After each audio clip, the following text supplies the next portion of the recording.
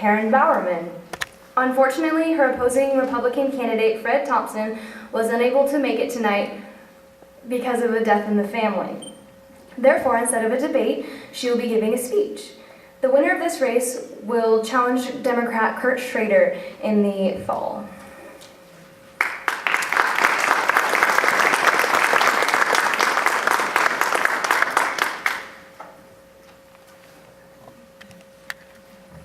First, I'd like to compliment the students on getting this organized tonight. They have done a terrific job behind the scenes, I can tell you that too. Let's give them a hand. Well, I would like for everyone in this room who is under 20, that includes you in the back, you in the front, grab your cell phone if you would please. You're not usually asked to do this, I know. But if you've got it there, if you don't, just tell me later, no problem. But text me, if you would, the answer to this question. What is the number one issue that should be faced by the federal government on behalf of Canby? And my number is, are you ready? 503-791-4516. Got it? Now we're going to do that again at the end. As you know, old professors have to do a little pre and post test. That's just how we're made. I should even give you a quiz on this presentation, shouldn't I? Huh? Because there were some really important numbers there that we saw. Well, I want to tell you a little bit about myself and then why I'm running, and then I'm going to talk a little bit about the issues. And I think this will go quickly, and I'm going to be clock watching so that there will be a little bit of time at the end for questions and answers and discussions. So here we go. You know my name is Karen Bowerman. I grew up in Kansas. I worked for Kansas Farmer magazine when I was a tyke and started paying Social Security at age 15. I will never forget that when I looked at my check and I said, "Oh, Mother, where did all that money go?" And of course it wasn't very much money that I was earning back then. It was over $1 an hour though. But when I looked at the amount taken out, I was absolutely horrified. Well, at any rate, I then did my undergraduate and graduate education in Kansas, and then I eventually got into a great relationship with my advisor, a political science professor, who said, "I'd like you to go work in the governor's office with me." That fixed my goals and aspirations forever, because I said, when I have the opportunity, I want to, in my life, serve the people the way I see this governor doing. And then later I had another chance in another state to work for a different governor, and so it was really ingrained in my system by that time. Then I went off to Texas A&M, and some of you who know the South know that that is Aggie land. And when I was in Texas, that's where I got my doctorate. And part of my job at the time was to help Texas A&M transition away from being an all-male military academy. Very interesting job. But I got my doctorate while I was there and then decided to go into higher education. So I've been working with students and managers in the community, teaching business principles, business practices for a long time. It turned to be 32 years, can't believe it. So why am I running? Well, my job was in large part to look at those economic indicators. And I was really concerned about the direction that I've been seeing them go. I noticed who drives in this room. I'm looking at those of you too that are maybe a little on the young side. When I was driving, I remember gas prices that were really inexpensive, so many gallons for $1.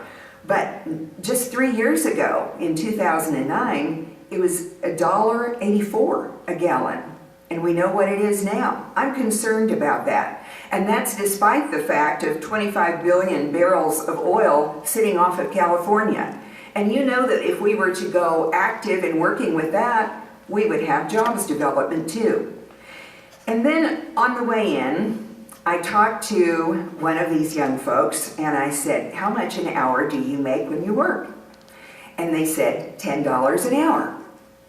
And I said, well, and now I'm going to depart from that person because I'm going to make up the rest of it.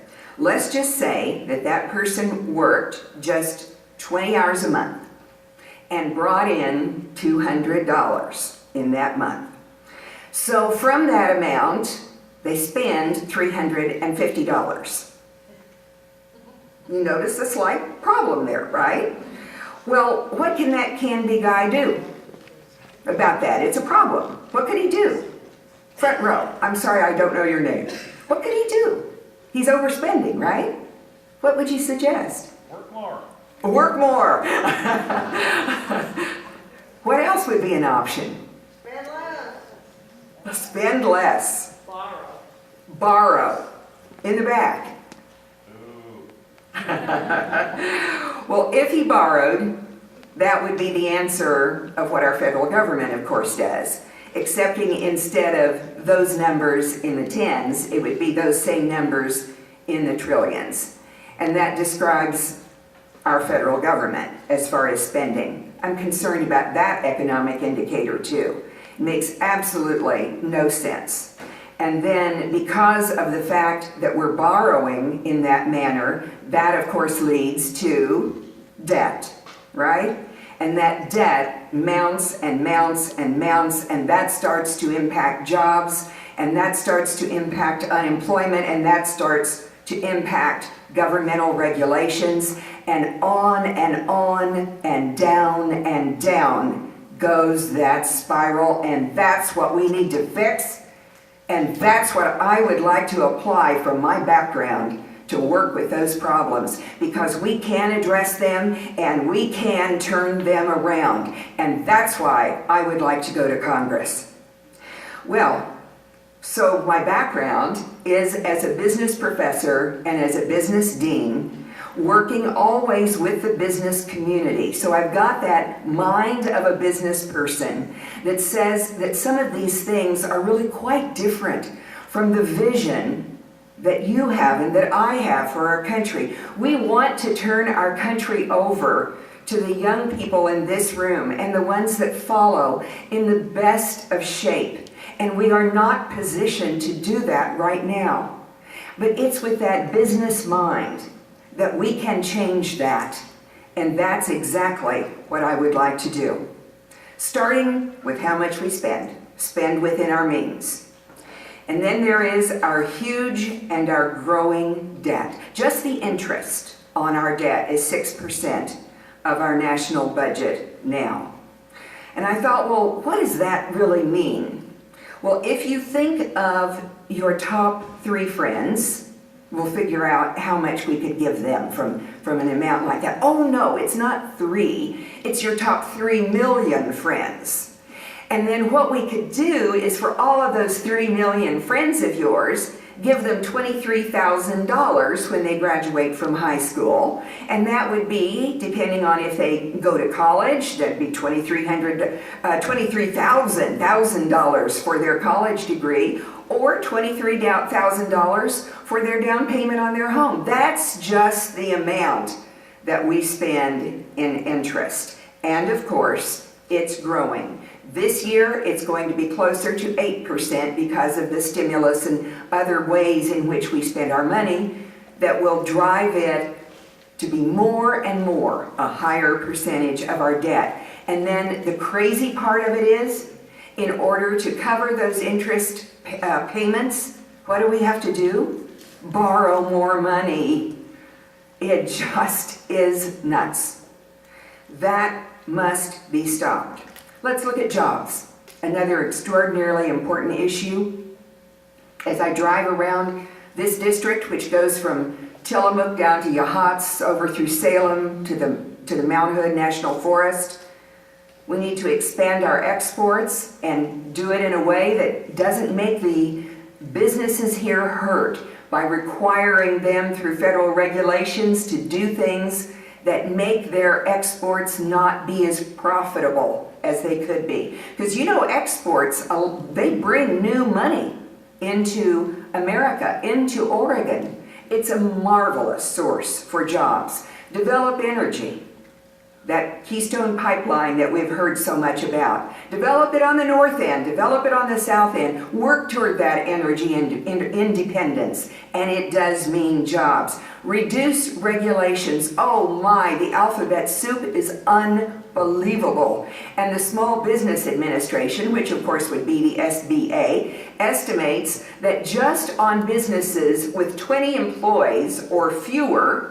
that the cost to them of implementing 1 year's federal regulations is $1.75 trillion. Think what that could mean in terms of jobs.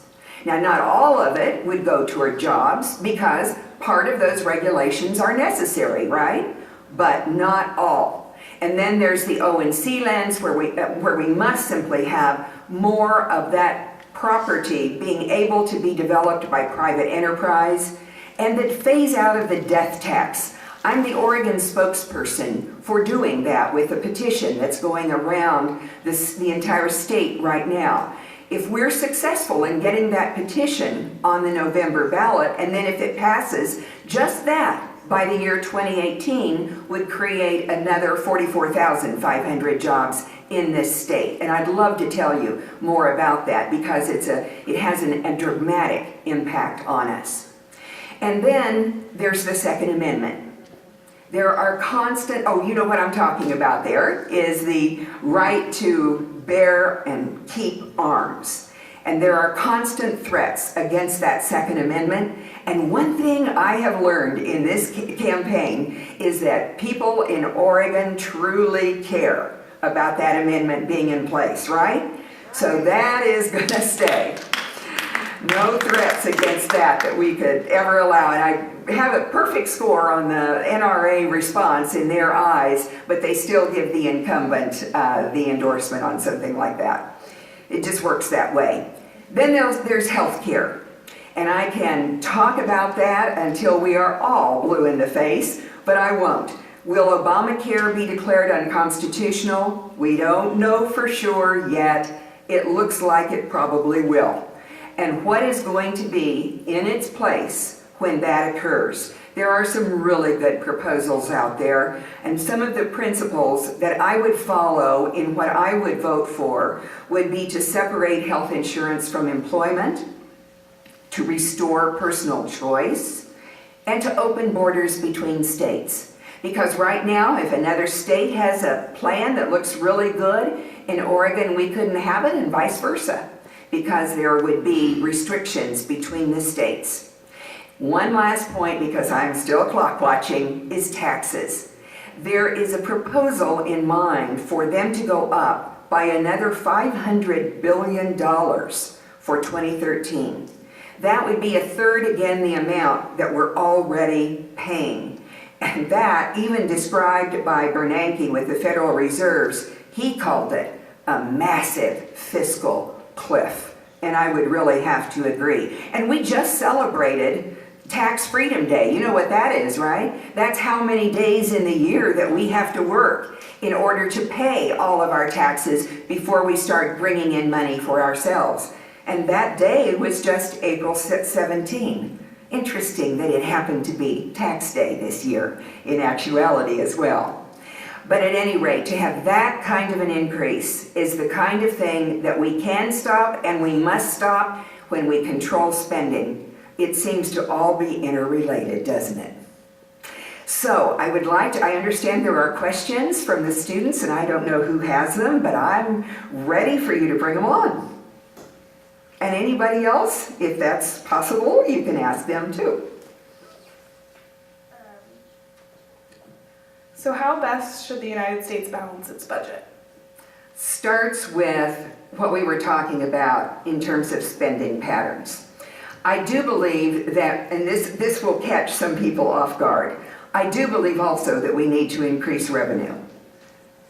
But I don't mean by increasing taxes. What I mean is by having more jobs.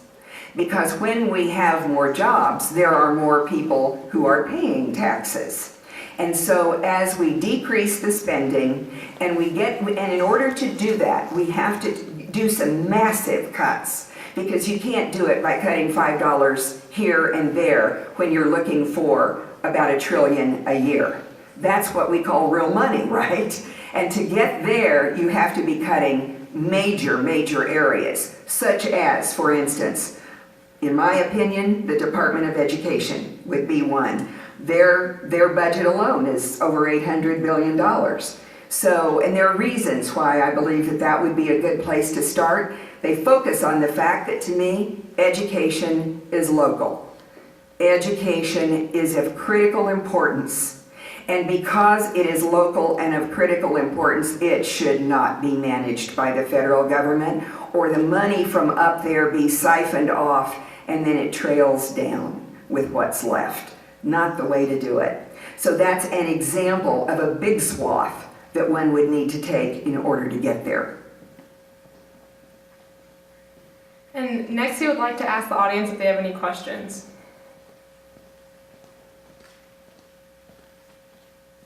Okay, do you have one more, or shall we close it down? I think that's all we have. Okay, very good. Then one more text message. And if you don't have your phone with you, remember what your answers to both would be. You can go back and just do a send to that same old number, right? What do you think now is the #1 priority from Canby to the federal government? What is the message you want to take? And tomorrow, look at Facebook and it will be posted. Thank you all so much. It is always a pleasure to come back to Canby. I feel so at home here, and it's truly a pleasure to see you all again. Bye-bye.